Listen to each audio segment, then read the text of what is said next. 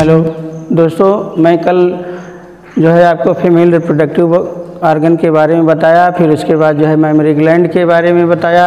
अब जो है समझ आती है गैमेटोजेनेसिस।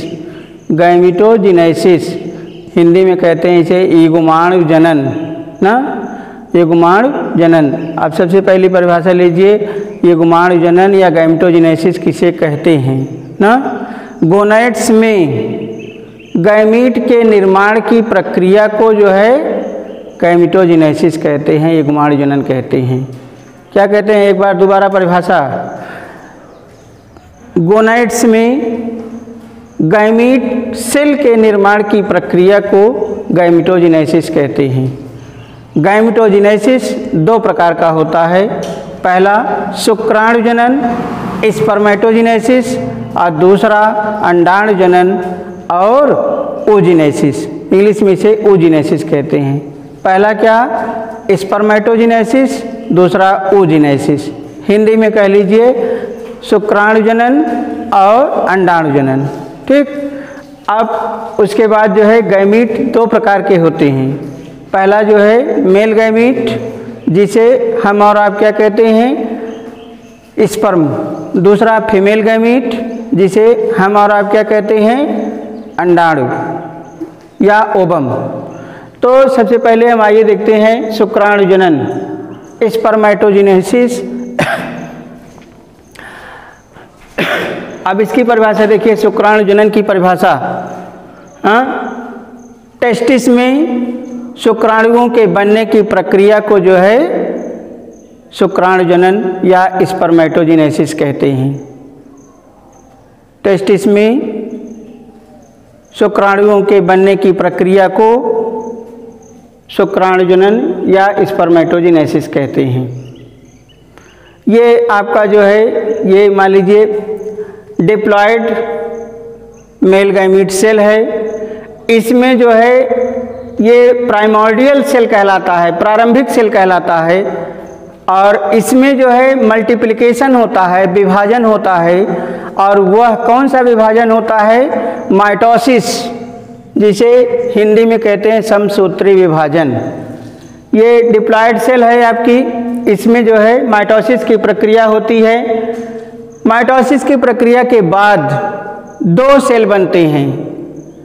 माइटोसिस की प्रक्रिया के बाद दो सेल बनते हैं। ये देखिए आपका दो सेल 2n और इन दोनों सेलों को जो है हम क्या कहते हैं स्पर्मेटोगोनिया। क्या कहते हैं स्पर्मेटोगोनिया। और दोबारा जब इसमें माइटोसिस होती है, 1 से 2 बना, 2 से 4 बना, ये सब क्या है स्पर्मेटोगोनिया है। क्या है स्पर्मेटोगोनिया है। शुक्राणु के बनने में जो है 3 प्रक्रियाएं होती हैं। पहला होता है मल्टीप्लिकेशन फेज, और दूसरा होता है ग्रोथ फेज, और तीसरा क्या होता है मैच्योरेशन फेज। मैच्योरेशन फेज ये आपके सामने लिखा हुआ है। तो हमने आपको बताया कि जो है फर्स्ट सेल जो होती है डिप्लॉयड होती है, प्राइमोर्डियल सेल होती है, जिसमें मल्टीप्लिकेशन या माइटोसिस की प्रक्रिया के दौरान जो है ये 4 डिप्लॉयड सेल बन जाती है। अब उसके बाद जो है ग्रोथ फेज आता है। इन सेलों में जो है वृद्धि होती है। और ग्रोथ फेज में पहला जो है फर्स्ट मैच्योरेशन डिवीजन होता है, जिसमें जो है मियोसिस की प्रक्रिया होती है, अर्धसूत्री विभाजन होता है। और इन्हीं डिप्लॉयड सेल से जो है प्राइमरी स्पर्मेटोसाइट्स बनता है। देखिए प्राइमरी स्पर्मेटोसाइट्स आपके फिगर में ये सामने लिखा हुआ है। देखिए इनमें से जो है एक, इनमें से एक और इनमें से एक, इनमें से एक, इसमें देखिए 4 सेल हैं। प्राइमरी स्पर्मेटोसाइट्स में फर्स्ट मैच्योरेशन डिवीजन के द्वारा जो है, या कह लीजिए मियासिस के द्वारा जो है आपका प्राइमरी स्पर्मेटोसाइट्स बनता है ना। अब प्राइमरी स्पर्मेटोसाइट्स में जो है सेकंड मैच्योरेशन डिवीजन होता है, अर्थात इसमें जो है माइटोसिस की प्रक्रिया होती है। इसमें क्या होती है माइटोसिस की प्रक्रिया होती है। और उसके बाद जो है इन्हीं प्राइमरी स्पर्मेटोसाइट से सेकेंडरी स्पर्मेटोसाइट सेल बन जाती है। देखिए इसमें से एक सेल ये आपके ये वाला सेल यहाँ चला आया और ये वाला सेल यहाँ चला आया, और इसमें देखिए ये वाला सेल यहाँ चला आया और ये वाला सेल यहाँ पे चला आया। इन सेलों को जो है सेकेंडरी स्पर्मेटोसाइट सेल कहा जाता है। और उसके बाद जो है सेकंड मैच्योरेशन डिवीजन के बाद जो है 4 स्पर्मेटिड्स बन जाते हैं। 4 क्या बन जाते हैं? स्पर्मेटिड्स बन जाते हैं। और इन्हीं स्पर्मेटिड्स के इसमें जो है एक प्रक्रिया होती है स्पर्मेटिलियोसिस की प्रक्रिया होती है, जिससे जो है 4 स्पर्म बन जाते हैं। क्या बन जाते हैं? 4 स्पर्म बन जाते हैं। हमने इसके पहले जो है स्पर्म का स्ट्रक्चर जो है आपको बना करके दिखाया था। और एक बार फिर हम जो है स्पर्म का जो है स्ट्रक्चर बना दे रहे हैं और इसके बारे में थोड़ा सा बता देते हैं।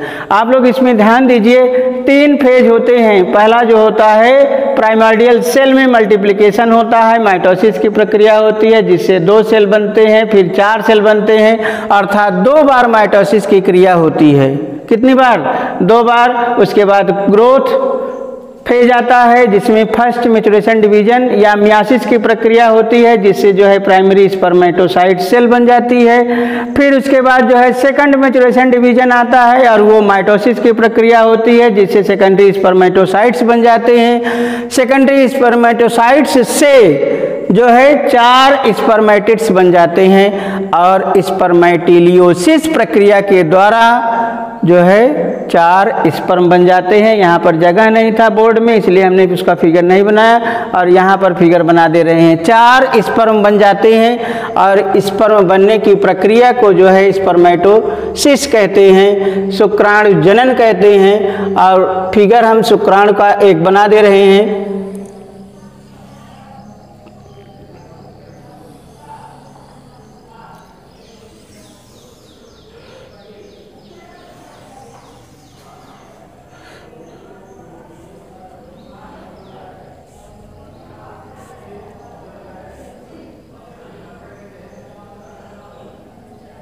हमने इसके पहले भी आपको जो है बताया था, शुक्राणु के स्पेशली 3 भाग होते हैं, हेड, मिडिल पीस और टेल। हेड, मिडिल पीस और हेड। और हेड के बीचों बीच में जो है आपका ये केंद्रक होता है, केंद्रक। और स्पर्म के हेड पर जो है एक्रोसोम होता है, एक्रोसोम। क्या होता है? एक्रोसोम होता है। और बहुत बार जो है कंपटीशन में या नीट की परीक्षा में पूछा गया है एक्रोसोम किसका बना होता है। तो एक्रोसोम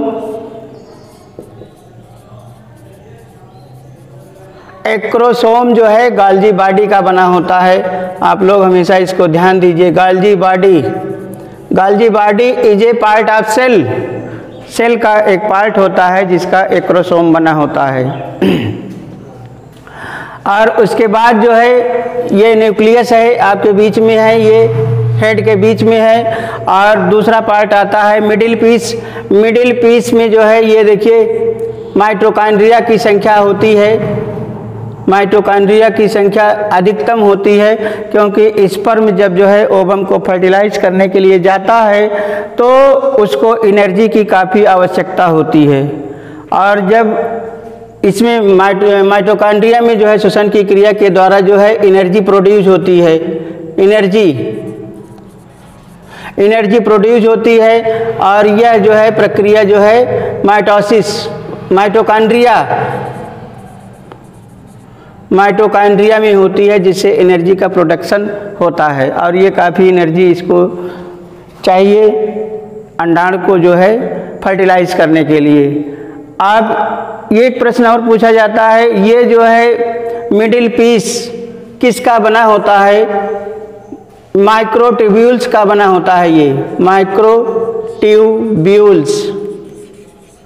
माइक्रोट्यूब्यूल्स का बना होता है, जिसमें जो है माइटोकॉन्ड्रिया में जो है एनर्जी का प्रोडक्शन होता है और इसकी जो है ज़्यादातर ज़रूरत ओवम को फर्टिलाइज करने के लिए होती है। और तीसरा पार्ट होता है टेल।